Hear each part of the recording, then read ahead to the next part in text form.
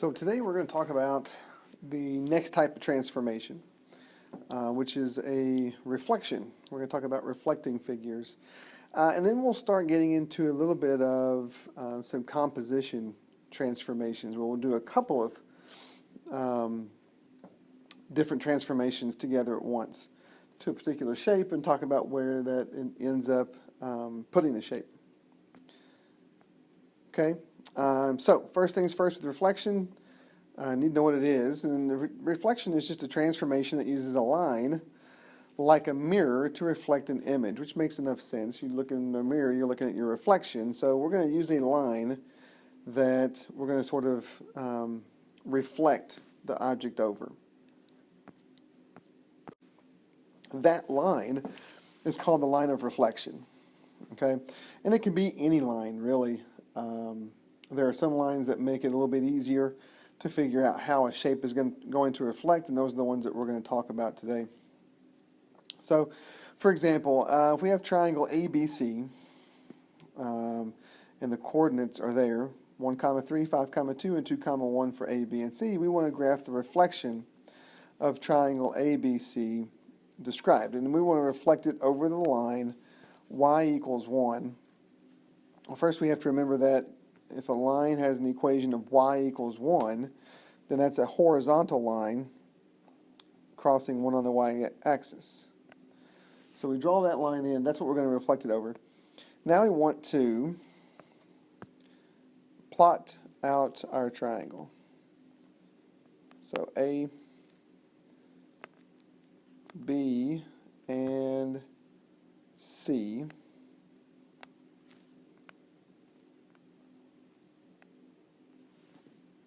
There's our triangle.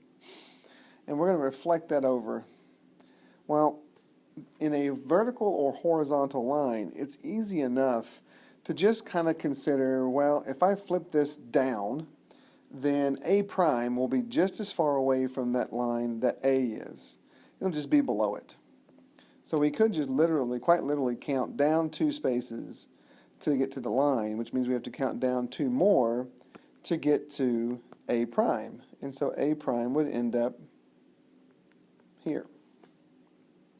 Same thing with B. We can count down 1 unit to get to the line of reflection.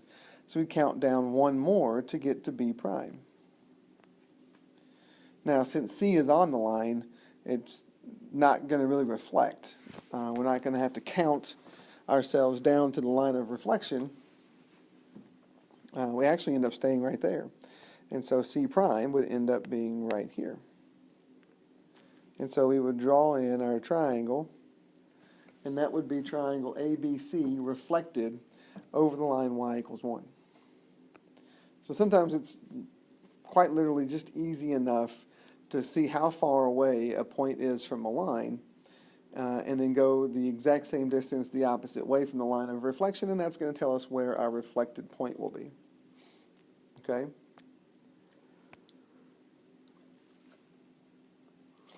Now, I'm going to back up for a second. You don't have this in your notes anyway.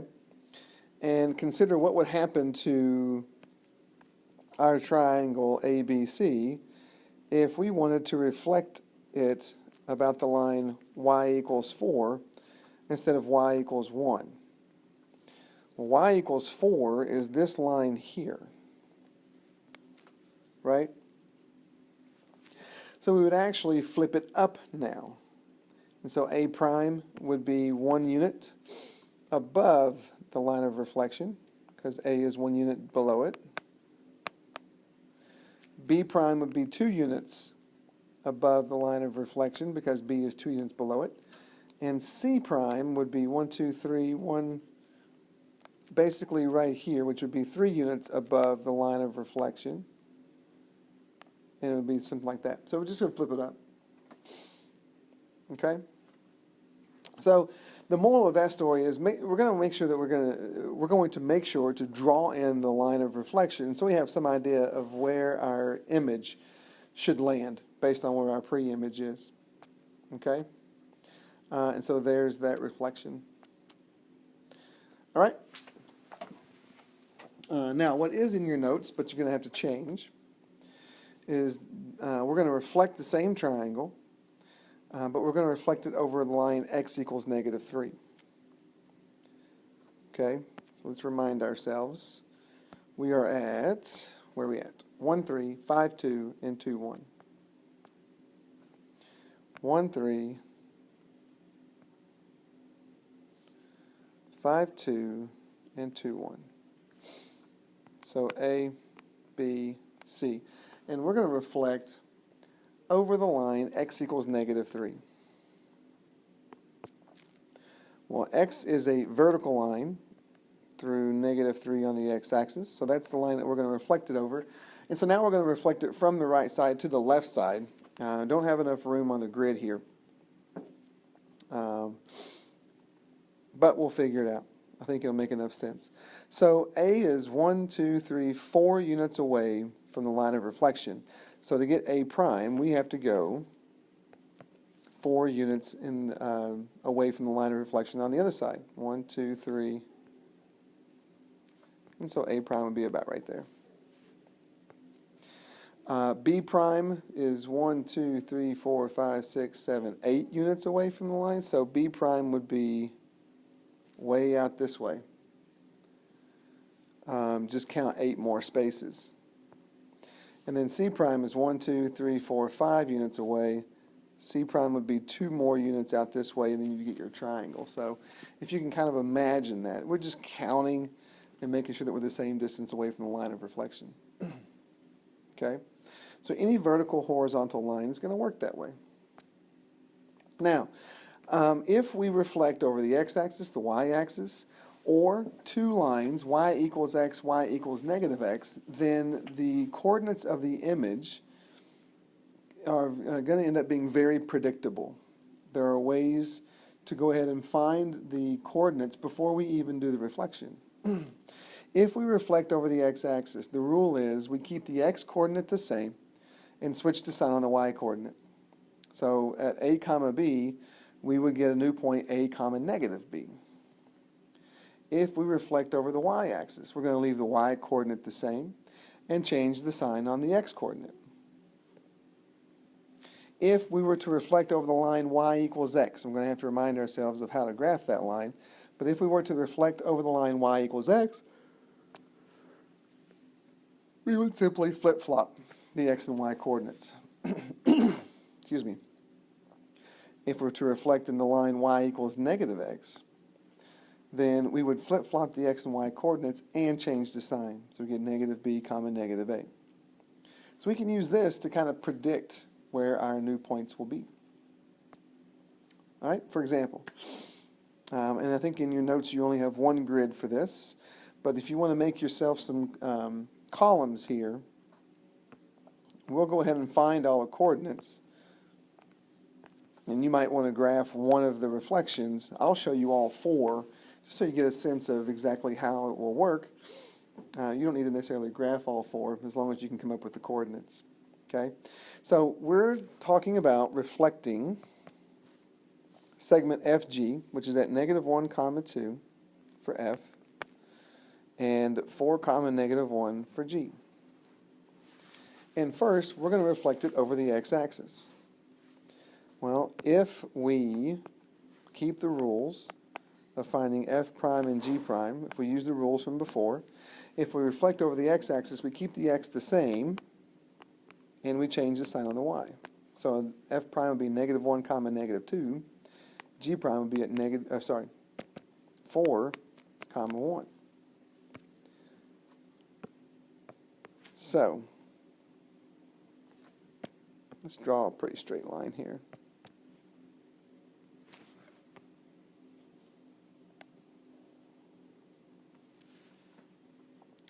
Now, if we were to reflect over the x-axis, you can almost kind of treat this like it's hinged right here on the axis. So it's really just going to turn around the x-axis. It's not going to flip over the x-axis. So f prime is at negative 1, negative 2, and g prime is at 4 comma 1, and so it would look something like that. Okay, so you can kind of see how it just sort of turned around the x-axis. All right? Now, if we were to reflect this same segment over the y-axis, then that's where we keep the y-coordinate the same and change the sign on the x. So f prime would be 1, 2. G prime would be -4, -1. And again, we can think about hinging this segment on the y-axis. And so it's going to sort of turn around the y-axis. So the f ends up at 1, 2. Sorry, f prime does. And g prime ends up at -4, -1. And when you graph it, it looks something like that, which makes enough sense. Now, the other two lines, y equals x. Well, since the x and y axis are already drawn into the grid for us, it's going to be helpful to see the line y equals x. So when we graph the line y equals x, remember back to Algebra 1, the form y equals mx plus b gives us our slope-intercept form. Our y-intercept is at 0 for y equals x because there's no b there. So we start at 0. And then the slope is 1, so we'd go up 1, right 1, or down 1, left 1. And so our line of reflection would look like that. And so again, we can kind of imagine the segment here being hinged right there on that y equals x line. And so we're going to turn it around that line again. Our new coordinates for f prime. Well, the trick for reflecting it over y equals x is just to flip-flop the x and the y coordinates. So f prime would be at 2, -1. G prime would be at -1, 4. So their new segment would be here for f prime and here for g prime.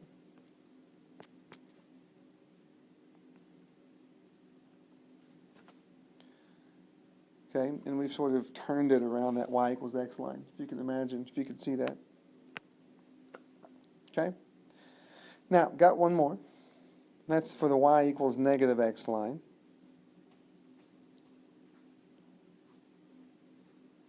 So it's going to be helpful to draw that line in.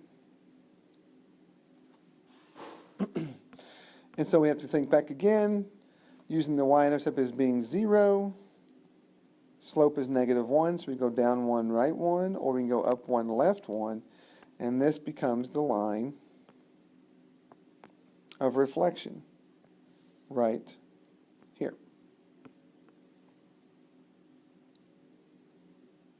Okay?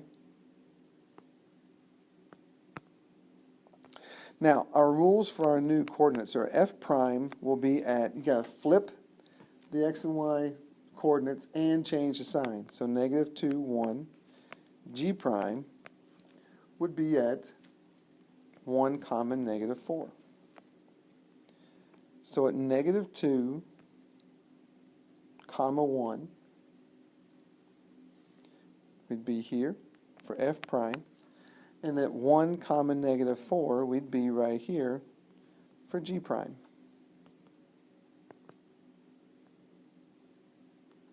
So just like that. So now we are actually flipping that segment over that y equals -x line. Okay? Does that make enough sense? We saw all 4 different examples there. So now you give it a shot. We want to reflect triangle ABC over the lines y equals -x and y equals x. Graph each image, graph the pre-image. You have 2 grids there to get that done on. So go ahead and do that, and we'll show you what the coordinates that you should end up with and where those triangles should be. All right, so first, for the y equals -x line, right, there are our coordinates. We can get that just from the rule that we just talked about. And And we can draw the line in here. We've already seen it once. Hopefully you can redraw that line, get to it again. And so we're going to plot the pre-image, which would be at 1, 3 for A, 4, 4 for B, and 3, 1 for C. So A, B, and C. And so imagine flipping this over that yellow line. You can kind of get, hopefully get a sense of where the new points should be. So the image should end up, and the coordinates are here. -3, -1. -4, -4. And -1, -3. And there's your new triangle, which looks about where it should be. Okay? All right, stop the video and try y equals x, and you can check your answers from there. Okay, again, y equals x line is actually going to go right down that triangle. It looks like it's going to split it, right? Which means that now you can kind of think about this triangle as rotating around that line instead of actually being flipped over it. So our new coordinates are at 3, 1 for A prime, which happens to be where C is. 4, 4, which B hasn't moved. And then 1, 3 for C prime, which means that it's where A was. And so you can imagine we just turned that triangle completely around. So all we really did was flip-flop the vertices A and C. Okay? Hopefully that makes enough sense. All right. Now, compositions of transformations. We just want to do a couple of transformations at once. One type of composition is called a glide reflection, where it's a transformation in which every point P is mapped to a point P double prime. So we're going to call this double prime now because we're going to transform twice by the following steps. A glide reflection, we translate from point P to P prime. So we're going to slide from point P to P prime. And then from P prime to P double prime, we're going to reflect over a particular line. So once we've done both transformations, we'll go from P to P double prime. Okay? So for example, we have this triangle here, ABC, and you have the coordinates. We want to find the image. We want to see what happens to the pre-image after a glide reflection, where the translation and reflection rules are stated here. Basically, we're going to take each point and slide it back 6 spaces, and then we're going to reflect it over the x-axis. Okay? So, we can come up with coordinates first. For A prime, B prime, and C prime, we're just going to slide it back 6 spaces, which means all we have to do is subtract 6 from each x coordinate. So 3 minus 6 is -3, 2. 6 minus 6 is 0, 3. And C prime is going to be 7 minus 6, which is 1, 1. Okay? So basically, we're going to take ABC, which is 3, 2 for A, 6, 3 for B, and then 7, 1 for C. And we're going to slide it back 6 places. So now A prime is going to be at -3, 2. B prime is going to be at 0, 3. And C prime is going to be at 1, 1. But we're not done. Now we want to reflect it or flip it over the x-axis. And there were rules for that. So now to get A double prime, we're going to take A prime and apply our x-axis rules, which was keep the x the same, but change the sign on the y-coordinate. So A double prime is at -3, -2. B double prime is going to be at 0, -3. And C double prime is going to be at 1, -1. So -3, -2 ends up here for A double prime. 0, common negative 3 is B double prime. And then 1, common negative 1 is C double prime. And so there you go. We glided to the left 6 spaces and then flipped over the x-axis, and that's what our new image is going to look like. Okay?